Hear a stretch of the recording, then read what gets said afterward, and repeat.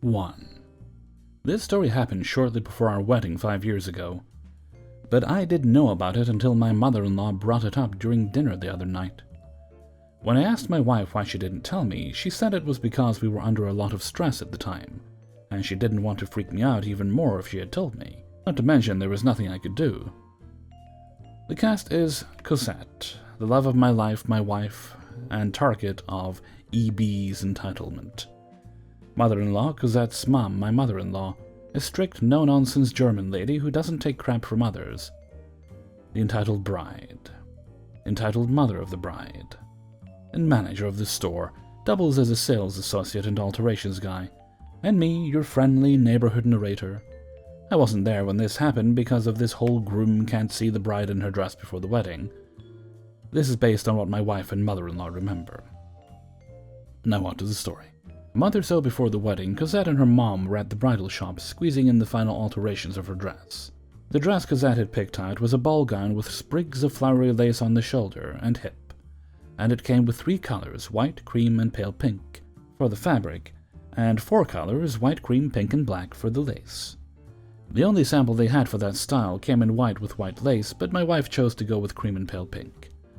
While Cosette, mother-in-law, and the manager were in one booth working, there was another bride and her mother trying on dresses with another associate in the booth next to theirs. Cosette wasn't really paying attention to what was going on in the other booth, but mother-in-law remembered how the entitled bride was going through dress after dress, and kept criticizing everything she tried on. Mother-in-law went so far as to call her a brat, saying how they were ugly, and etc., etc. That was when the entitled mother of the bride came up to their booth and clamped a hand on Cosette's shoulder, nearly sending her jumping a mile high and nearly tearing a hole in the skirt that was being pinned up. "Hey, I love your dress."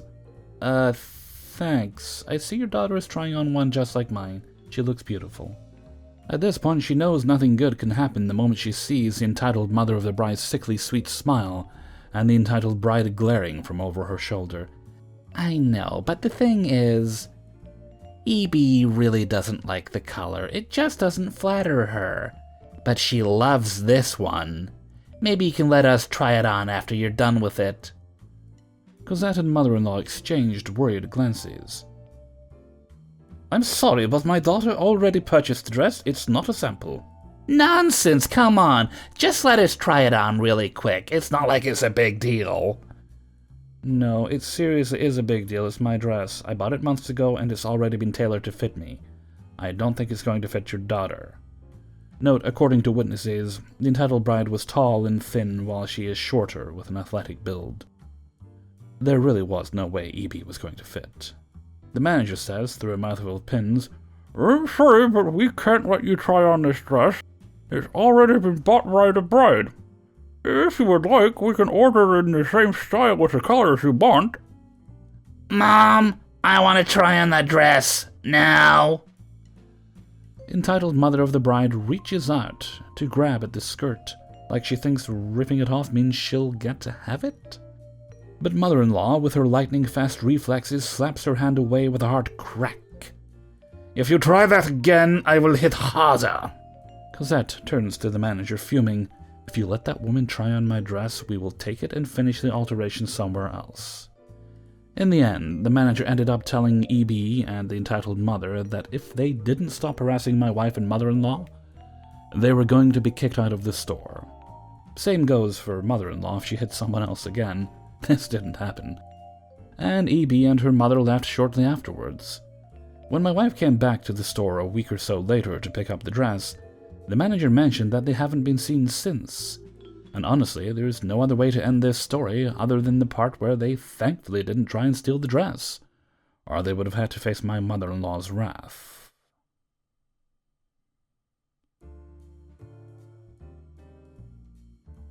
Two. This story leaves me feeling full of regret. I wish I would have done something different, but I was so naive and exhausted that I didn't have a clue what I was doing. It was a wedding like any other. Trust me, they're all the same. In the middle of the evening, I was approached by the groom with a box of cash. He told me that he needed me to hide it from the mother of the bride because she was a crazy bitch and she'll steal it. Okay, no problem, follow me. One of the perks of having a wedding with us was that the bridal party was allowed to access the manager's office at any time. I know, super weird because we had important documents and money in there, but whatever, not my choice. So we go in there and I'm focused on finding him a solution for his money mother-in-law problem when he starts complimenting me. I'm sure you see where this is going, but I didn't. I was a naive fool. When I saw you walk through, I thought, wow, she's so beautiful. Gee, thanks, that's so nice of you. Your hair is amazing too, it's so long. Thanks, I haven't cut it in like 4 years, so I just put it up so it doesn't get in anyone's food. Every time you walked by, I was amazed at how nice your ass is. Now at this point you would think I would have got the message, but nope, I was still like, gee, this guy sure is nice. Looking back, I can say I was definitely exhausted, but I can't blame my naivete solely on that. It's as if I forgot he was the groom, and I wasn't flirting back because I literally don't know how, and I was happily taken with no desire to ruin the good relationship I had. It also wasn't the first time someone has commented on my assets, so I was used to hearing it. And the part of me that used to believe everyone was good happened to override my common sense. Still, I feel so stupid for not realizing it. I think he was commenting on my chest and brushing a piece of hair out of my face when his best man walked in. If he would have tried to kiss me, I know I wouldn't have allowed it, but still, I don't know why I ignored all the signs. Dude, the window is wide open and people are looking. Sure as shit, I looked out the window to where people were smoking and we had an audience. Finally, the alarms went off and my brain went into buffering mode. I hopefully very smoothly made my exit, but I can't be certain because I was in full panic mode. I marched to my manager in another unused room, handed her the money and told her I was taking a break. It was the first one I've ever taken, and she immediately asked what happened, so I told her. She called him a scumbag, and I calmed down for a bit. But I couldn't avoid the wedding, so she suggested that I tend the bar. Well, I wasn't in there very long when the bride came up and started ordering drinks. My hands were shaking so badly that I basically threw a glass of lime juice on her dress. I apologized profusely, expecting her to yell at me because I definitely deserved it. But she was so nice. She just brushed it off and said she was planning on getting it dry cleaned anyway. I wish I would have done some badass shit and saved the day, but I didn't. However, I do hope she skidded him and took most of his shit after their divorce. 3. I, female 48, have known Pat, female 48, for decades. As far as I can remember, she was fixated on having 5 children and a picket fence dream life. I slowly cut ties with her in college because she was an opportunist and I didn't trust her. She is both manipulative and forceful. Her idea of cute rubs me the wrong way. Pat likes to walk like a penguin when she wants to elicit pity, and she usually does this when she wants to evoke the underdog narrative. I've never seen someone act so despicable and ridiculous at the same time. I moved on with my life, happily got rid of her for years. Pat eventually found me on Facebook. I accepted her friend request out of politeness. Pat has become the epitome of a permissive mother. Her 5 kids do as they please and she never calls them out. She tried to force a relationship between me and her daughters and made them call me auntie. Pat tried to drop them at my house uninvited. Her phone calls were insistent. She tried to monopolize my time and began to show up at my job. I created some boundaries, so she tried to find loopholes. It was a nightmare. My husband and I hosted a party for the community center's new members. The community center is actually a very informal initiative, and my husband and I mainly serve the homeless population. We prefer to help strangers instead of catering to potentially narcissistic acquaintances. We don't mind lending a hand, but we have encountered truly dishonest choosing beggars. There are other services, like one of the members who helps women get their wedding and prom dresses for free. The community center location, headquarters, is actually a farm owned by an elderly couple. There is a barn, a venue, and a very nice green field with an artificial lake and some fowl. They charge for the use of their facilities, weddings, etc., but not for community-oriented stuff. Pat had always been salty at her husband for demanding that she go back to work after baby number 3. In the meantime, he worked 3 jobs. She demanded he get her pregnant to fulfill her dream of having 5 kids. He didn't agree because he was already nearly 45 and felt like he might never be able to retire. She got away with bringing new babies into this world anyway. Her fascination with being pregnant comes from all the attention she gets. She had at least one miscarriage in between each kid. Pat latched onto our group. She never missed any of our activities. I hated having her in my house, but it was an open invitation that included virtually everyone, and she was very active as an event organizer. I didn't like the way her kids behaved. We have a designated area for parties and entertainment, but her kids ended up inside my bedroom. We ended up having to keep watch on them and enjoyed zero of our own party. I called her days later to get my point across regarding their overall behavior, but she completely cut me off and began talking about herself and said her kids wanted to come visit again and use our pool. I never answered that. I didn't want to say no, I will not have your brats over. She also called me as the summer was approaching, specifically to let me know her middle daughter was bored and wanted to spend a week at our home. I politely declined, citing that me and my husband have to work and cannot entertain guests. Pat paid no heed. Her kid called on me the weekend, calling me auntie, and attempted to coax me by saying, "Mom says you invited me to spend summer with you." I quickly clarified and offered an explanation to avoid hurting a kid's self-esteem. Never mind, her daughter just hung up on me. Pat's Facebook also showed some red flags. Some cryptic rants here and there were visible, along with friends' comments and complaints on how she asked a particular person to watch her kids only for a couple of hours and ended up leaving them all day. Another of her friends criticized her girls' night out because Pat had just asked them to be patient and wait until she could pay back some money that she owed them. Yet she had money to spend on Friday night outings. I thought those very public comments on private matters were more like a cry of lost patience. Unpleasant things began to happen, like the time she volunteered to wrap the Christmas presents for underprivileged kids. We all wanted to create a mix of less costly gifts with really nice ones. Surprisingly, some nice and eye-catching toys and games went missing, but turned up under her Christmas tree, courtesy of her mother-in-law's Facebook posts. No one could prove anything, but it was hate-inducing. Or the time my daughter called me in tears to pick her up after she attended Pat's daughter's birthday. Casey. My daughter had been ignored all night because she didn't gift her the expensive gaming stuff Casey practically demanded. My daughter did ask, but I said no. We would buy her a very nice and thoughtful present according to her taste. So when I went to pick her up, my daughter was sitting alone in the living room while Casey and her friends stayed outside. Stories about Pat and her family multiplied. The owners at the farm community center decided to keep their gates locked unless they had guests or events because Pat got in the habit of driving in whenever she pleased, and it was either her kids screaming and disturbing ongoing weddings, throwing rocks at the koi in the lake, or harassing the geese in the yard. Or how she stiffed another soccer mom with her lunch bill and then pulled the struggling financially card. Or how other parents hated her because she created unnecessarily hostile competition. When my daughter turned 13, I allowed her to wear my grandma's ring. It's not an expensive piece of jewelry, but it's vintage and girls nowadays want to look boho. My granny gave it to me when I became a teenager, so I passed it on to my kids so she could wear it on her birth week. It was weird that she became quiet and distracted after that. She also didn't want to go to school, and my husband and I became suspicious. She never opened up, and my other kids had no clue. We went to her school, but her teachers assured us nothing had changed in her environment.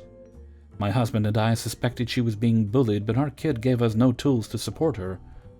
My kid is very sunny and very compassionate. She never had any problems with other kids. I called her best friend's mom, Natalie. My kid's BFF told us what was going on.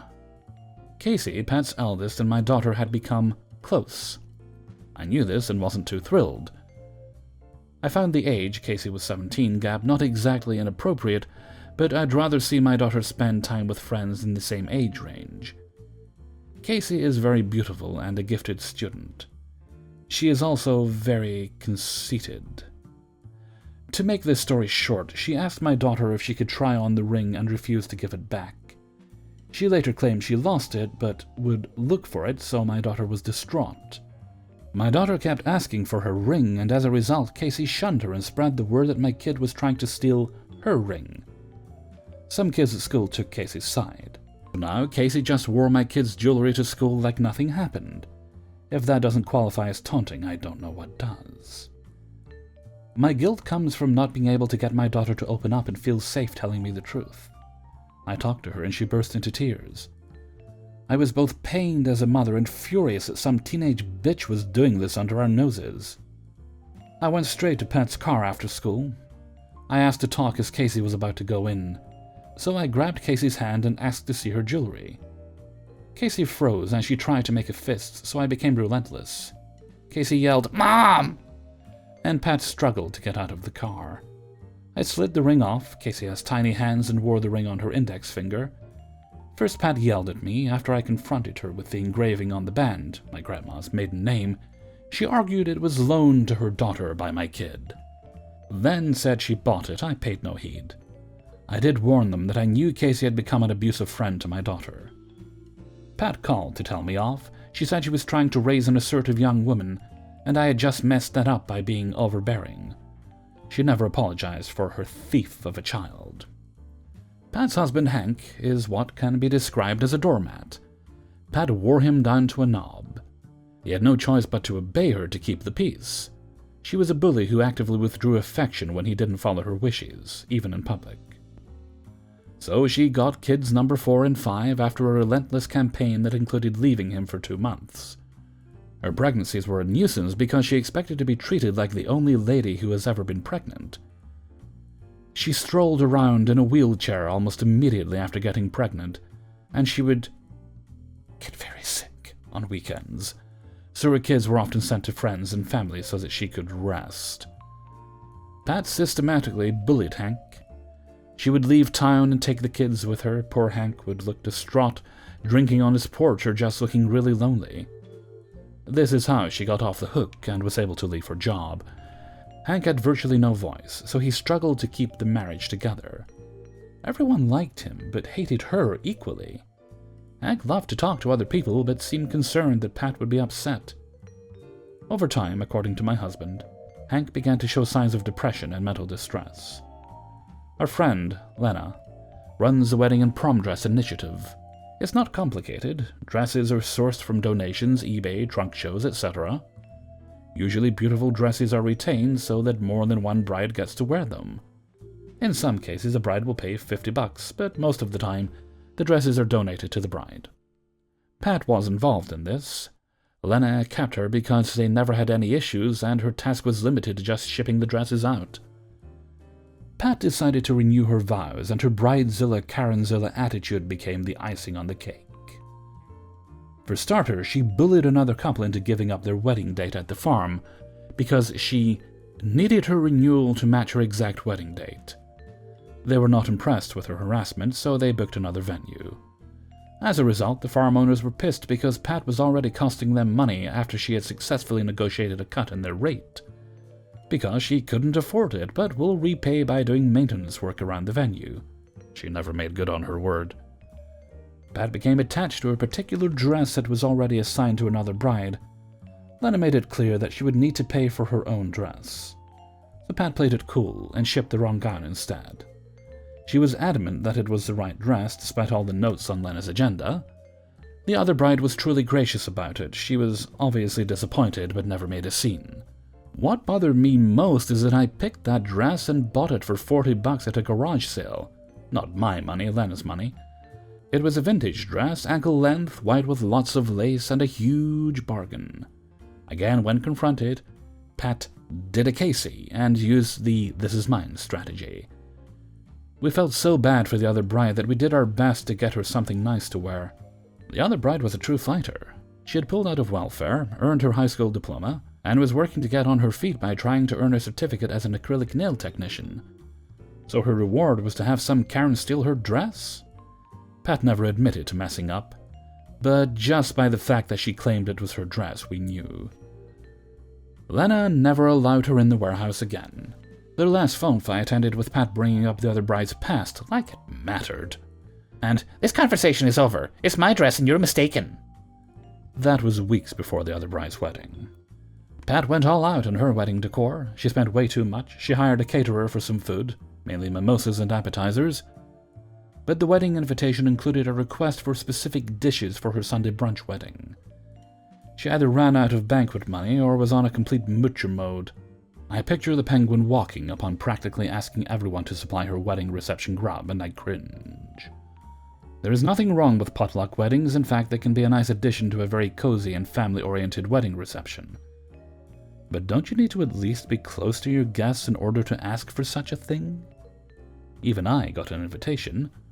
I told everyone I wasn't going because I was very uncomfortable being told what to bring, and was probably expected to give them a cash gift on top of that. Some of the older ladies in our group agreed. Some said they would not decline in advance because she is a bully, and they didn't want a confrontation. Lena called me the night before Pat's re-wedding. Lena was there to close the Saturday night bingo, and Pat was awfully friendly.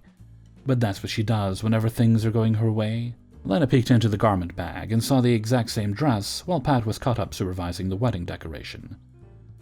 The thing with Karens is that they expect everyone to suck it up or make their dreams come true, or they simply underestimate everyone and think we are all fools. Lena is a very straightforward person with a so-sue-me attitude. She told me she would just ruin the dress. After all, it was hers, so she could do whatever she wanted. If Pat wanted to take legal action and should things get ugly, she needed to prove ownership. However, the dress was the same, the marks inside the hem and the tags were the same. Even the tag numbers that were punched to identify each dress for logistics purposes matched. Pat had the dress altered with some extra beading and dyed to a deep cream color, but it was obviously the same garment. Lena and I snuck in before the venue was closed for the night. All brides are allowed to stay in a small bedroom for a small charge, so that they don't need to drive in on their wedding day. Honestly, the makeshift chapel was gorgeous. I don't know how she paid for it, but it was full of flowers and presumptuous details. I naively brought in some ink to spill on the dress, but Lena said she wanted something more awful, like a nasty surprise. Ink would be too obvious, and if she saw it ahead, she may be able to snag another gown from somewhere. No, the ideal thing was to have her trust the dress was fine. So Lena locked herself in a bathroom stall and completely cut out the back panel. She patiently put it back on its hanger and zipped the bag. We left through the emergency door with the back of the dress stuffed inside Lena's purse. I completely hate people who target and steal from anyone that they, Pat and her kid, calculate to be in a weaker position. The wedding was scheduled at 9 a.m. Pat called me at 7 a.m., but I ignored her calls.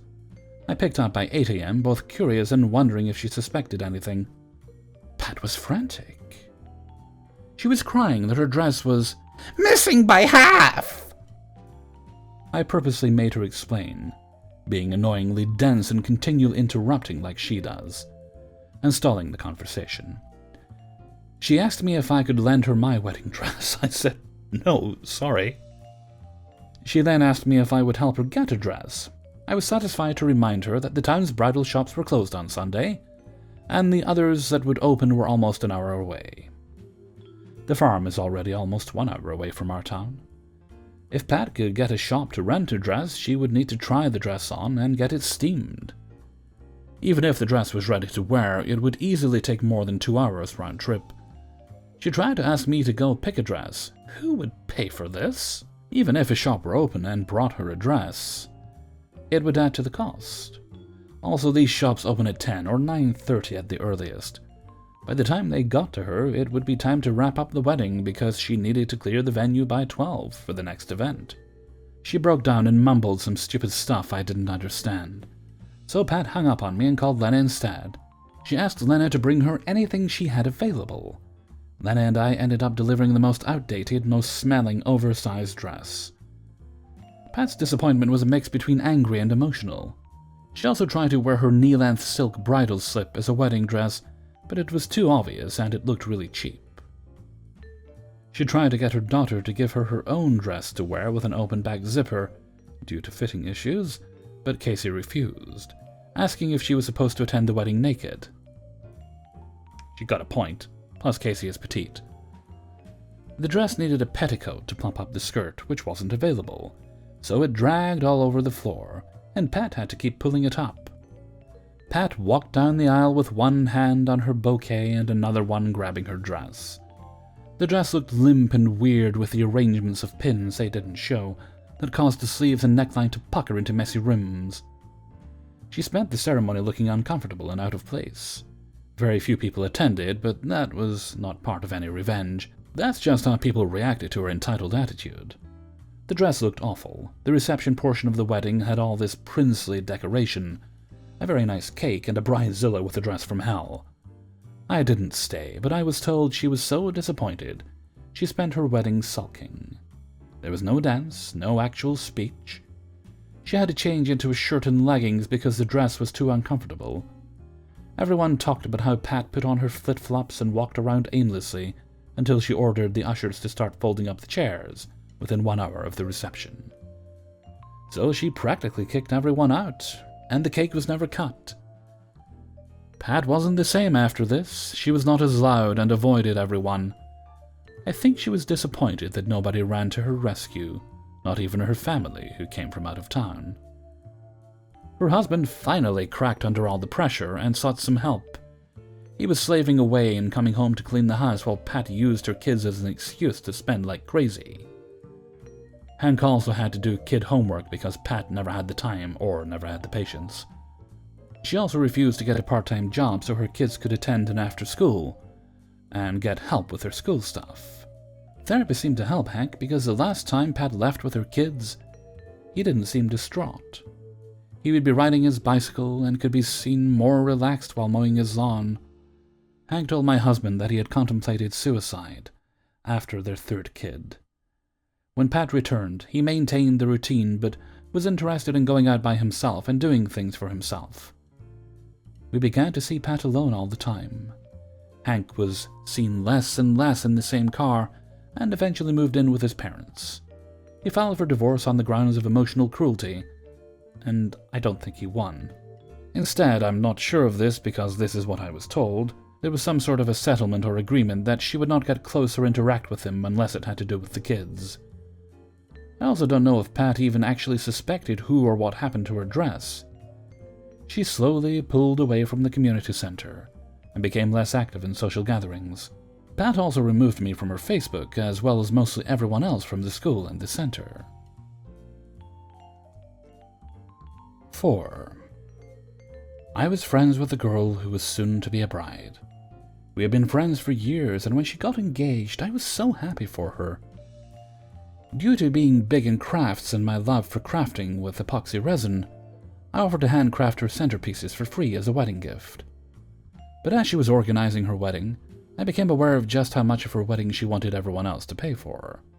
It started where she said she couldn't afford the bouquets, so my mom offered to make them. Then she complained that she couldn't afford the shoes she wanted. We were close friends, so I put some money aside, though I was pretty skint, and gave her it towards the shoes. Shortly afterwards, she bought a rabbit and hutch, so I quizzed her about it, and it was totally dismissed by her. A few weeks later, she comes to me and says she can't afford something else for the wedding. She's in a better financial position than me, and when I refused to give her money for it, because I honestly couldn't afford it, she flipped out at me. It kept happening, and the more I refused to give her money or buy stuff for her wedding, the more she would flip out at me. Then one day, she calls me out of the blue, and is distraught because she can't afford something for her wedding again. And I told her I couldn't afford to pay for it, and that my son needed new clothes, and she said to me, "Your son can go without, this is my wedding." My son is growing and was in need of new clothes. No way was I making him go with that for her wedding. After that, it was her bachelorette which she had a go at me for, because I hadn't paid for the entire bachelorette. After all the money I'd put into her wedding, there was no way in hell that I could afford her bachelorette as well, and I kept telling her this. I asked her if we could put off the bachelorette so that I'd be in a better financial position for it, but she refused, telling me to take the money out of my savings. I stopped hearing from her after that, and after a few months she accuses me of being a terrible friend and said that she couldn't be friends with someone like me. We haven't spoken since, but I've put in around $50,000 to $1,000 into her wedding, or bachelorette, because I wanted her to have an amazing day, and she kept saying she couldn't afford stuff. She hasn't spoken to me since, and honestly, I couldn't care less, but I thought I'd share this story. Being a shy and overly nice person meant that every time she said she couldn't afford something, I tried to help until I started seeing that the money she could have been spending on her wedding, she was using to go on holiday or purchase pets or buy herself nice things she didn't need. When I stopped, she dropped me as a friend and told everyone I was a horrible friend that used her. I'm glad she's gone from my life, though, as the stress she kept putting me under for her wedding was really starting to get to me. And there were a few other things she did non-wedding related that really put me in a bad place. But her entire attitude was so entitled. Last I heard, she had someone making her wedding cake for free, had convinced one of her family members to buy her wedding dress, had someone make her bespoke shoes because she didn't like her old ones anymore, and had got them to do it for free, had arranged for someone else to pay for her makeup and hair, etc., and had someone else pay my mum the small fee, $50, which was a fraction of what the materials cost to make them all, for her flowers out of their own wedding budget. I've actually wondered what part of the wedding she's actually paying for by this point. 5. My wedding was on Saturday, and it was one of the best days of my life. My mom and brother decided to also make one of the most stressful times of my life. My now husband and I decided on doing a small intimate ceremony with us and only 8 guests and a photographer. I'd invited my 3 best friends and decided to invite my mom. She was happy and asked for details so that she and my brother can know when to be there. I told her that only she is invited due to only 8 guests being allowed. She got upset and said I should demand that my brother attend. I said that because of COVID, the wedding venue is not flexible with the guests. My mom responded by suggesting that me or my husband should uninvite someone, so he can come instead. I told her that's not going to happen, and I'll talk to her closer to the time to make arrangements. Side note: I'm not close with my brother. He is a brat who always needs to be the center of attention. He's also done things in the past such as stealing from me and his involvement with drugs, which have pushed me away from him. We saw my mom again a while later, and she finally understood that my brother can't come when my husband told her that none of his sisters will be there. I told my mom that I had talked to my aunt and uncle about hosting a small braai, South African barbecue, later in the day with family and friends. I thought that everything was going well. A little while later, I got a message from my aunt that basically went as follows: "Hi, just wanted to tip you off that your mom is looking at another venue for a reception, and you will probably get contacted about it. If you still want to do it here, just let them know. Love you." A few minutes later, the venue contacted me wanting to know numbers to work out estimates. I let them know that unfortunately we do not have the budget for them. We only wanted to spend about 12,000 to 15,000 rand on everything, and the ceremony plus paperwork was already 10,000 rand, and that it's too far out of the way for some guests. Side note: my husband and I are both in our early 20s, so we didn't have a lot of money for the day, but we were very happy to come up with the above budget. I then messaged my mom and tell her that we are sticking to the original plan. My mom called me and proceeded to bulldoze me with the following points. It's not classy enough, so what? We must pay the extra money for the venue. My money has this delusion that we have a secret hoard of wealth. My aunt says she's too old and tired to host a large function. My aunt never said this. It's not fair to expect my mom to pay for meat and alcohol for herself, but I'm expected to front up the money for catering. It's so far for my mom to drive. Okay. If guests can't make it to her venue, then they really don't want to come, like her not being able to make it to my aunt's. There is not enough parking. There is. After the 3rd cycle of those points, I cut in that I am discussing it with my aunt and uncle and hung up. Invitations went out shortly afterwards to stop her meddling. She tried guilt-tripping me about it, though. Saturday rolls around, and we are all at my mother-in-law's house getting ready. After the photographer took some solo pictures of me, I mentioned that I don't think I'll be wearing my tie and blazer at the ceremony, due to how hot it was. My mom started up again, saying I need to wear it in order to be decent. My mother-in-law was uncomfortable, so I told my mom the day was not about her. Not the only time I had to say that. I also learned that she called us cheap for not paying more so my brother can attend. We get to the wedding venue and are setting up. My mom wants to cut the cake before the ceremony for some reason and take photos. The photographer stepped in and said that it's not time, and he wants to get really good shots after the ceremony. The ceremony goes well and we start taking photos.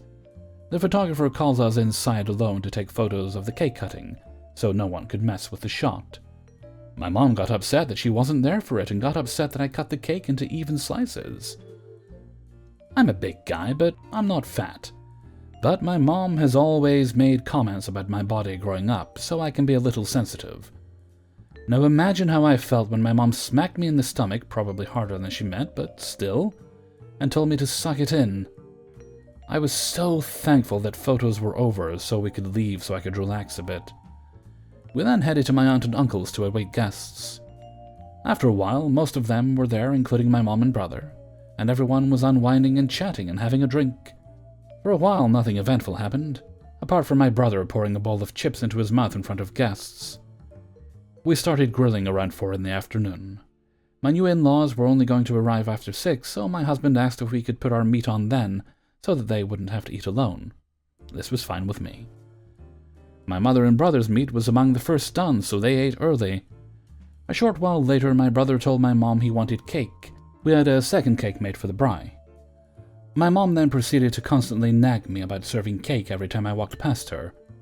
Her boyfriend told her more than once to be patient and that we will serve it once we were ready.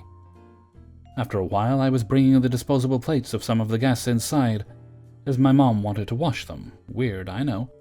My mom cornered me inside and had the following exchange. Don't you think it's time to cut the cake? No, husband's family isn't here yet and we haven't eaten.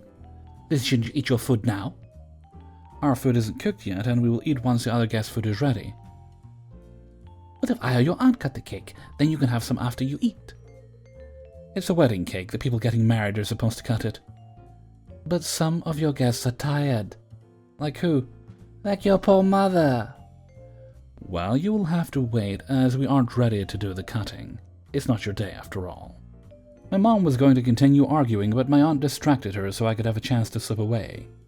I later learned my mom tried nagging my husband, but he's used to shrieking people off.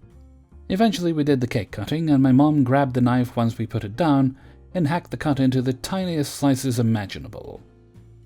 It was annoying, but the guest just took multiple slices. She ended up staying for 2 hours longer, despite being so tired. We were thankful to see her go, as it meant we could relax. For once, my brother wasn't too bad. He was, however, caught trying to see which guests didn't lock their cars so he could rummage through them. Luckily, he was spotted before he could take anything. Hey everybody, Hellfreezer here, and thank you very much for listening to Stresses and Dresses, Wedding Hijinks, number 2.